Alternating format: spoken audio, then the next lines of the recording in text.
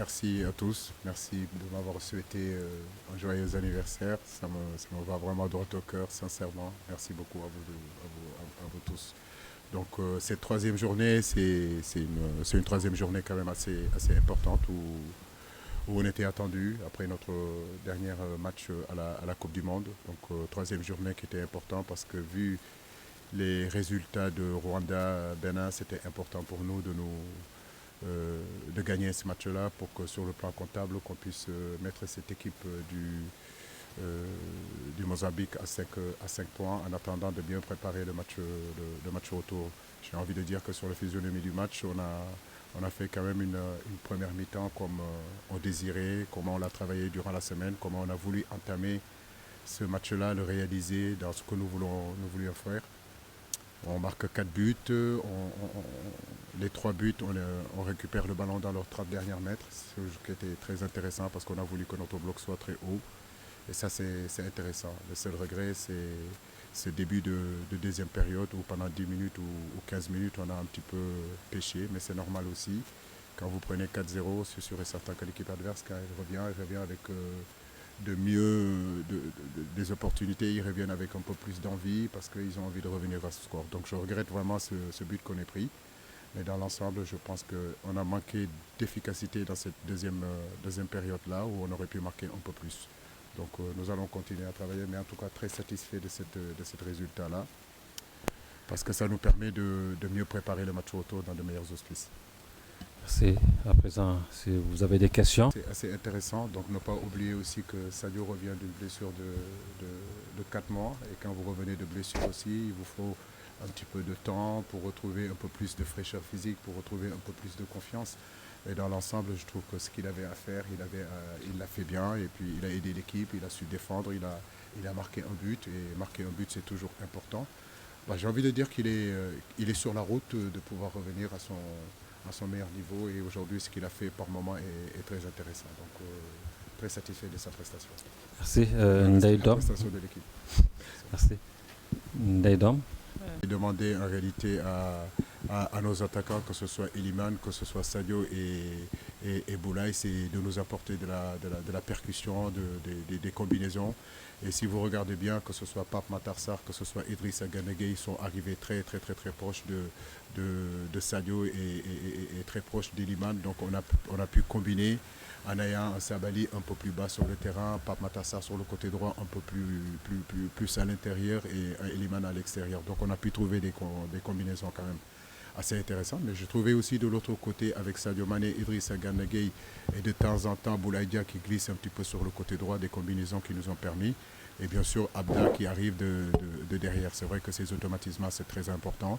Mais dans la semaine, j'ai trouvé cette volonté de vouloir construire, cette volonté de vouloir jouer ensemble à base de passes. Et ça ouvre les blocs bas. Et aujourd'hui, vraiment, à travers ce bloc bas, on a pu trouver vraiment des intervalles. On a pu contourner, on a pu centrer, on a pu marquer des buts.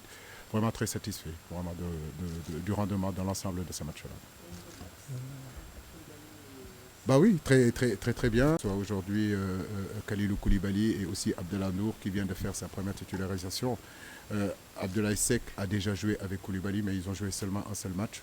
J'ai envie de dire qu'aujourd'hui, ça a été quand même assez complémentaire sur le plan défensif et sur le plan des remontées de balles aussi pour pouvoir justement mettre en orbite Sabali, Idrissa Gana Gueye. Je trouve vraiment intéressant. Donc à encourager et surtout à suivre dans le futur qu'est-ce que ça va donner.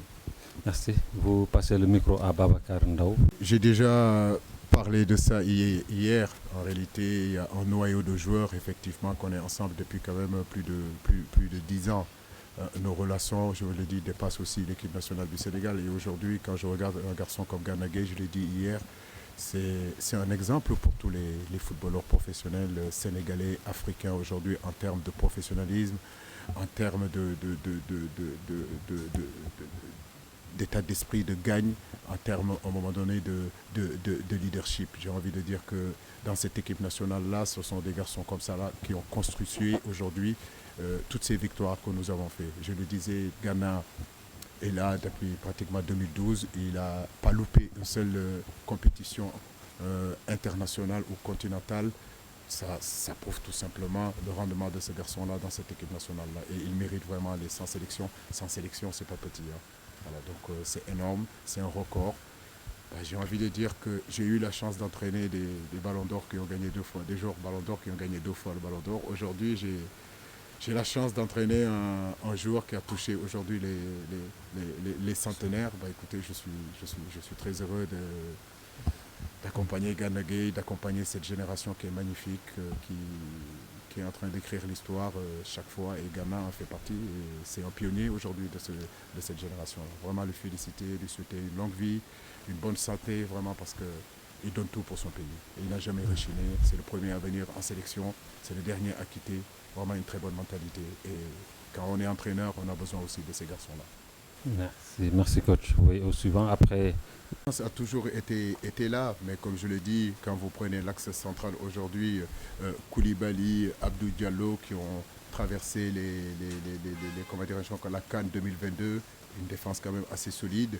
On est allé à la Coupe du Monde. Ils ont eu l'habitude dans cette paire centrale, en réalité Koulibaly et Abdou Diallo, à fonctionner ensemble. Mais Ablaye Seck, je le connais depuis les Olympiques, depuis que j'étais entraîneur de l'équipe olympique. Je crois que je fais partie des gens qui l'ont fait venir. C'est un garçon que je connais, c'est un garçon qui a toujours fait partie de mes plans, si vous regardez. Bon, il n'a pas été choisi à la Coupe du Monde, mais vous avez bien vu, là, il est revenu. Donc c'est ça aussi l'équipe nationale du Sénégal. Je n'ai jamais douté des qualités d'Abdoulaye Seck. Je sais que c'est un bon pédigré, c'est un garçon aujourd'hui quand on a besoin de lui, sauf qu'on n'avait pas encore besoin de lui parce qu'il y avait une paire centrale qui fonctionnait très très bien. Là, effectivement, de l'absence de certains joueurs, du fait aussi que de tous les joueurs qu'on a aujourd'hui dans l'axe, c'est le plus compétitif.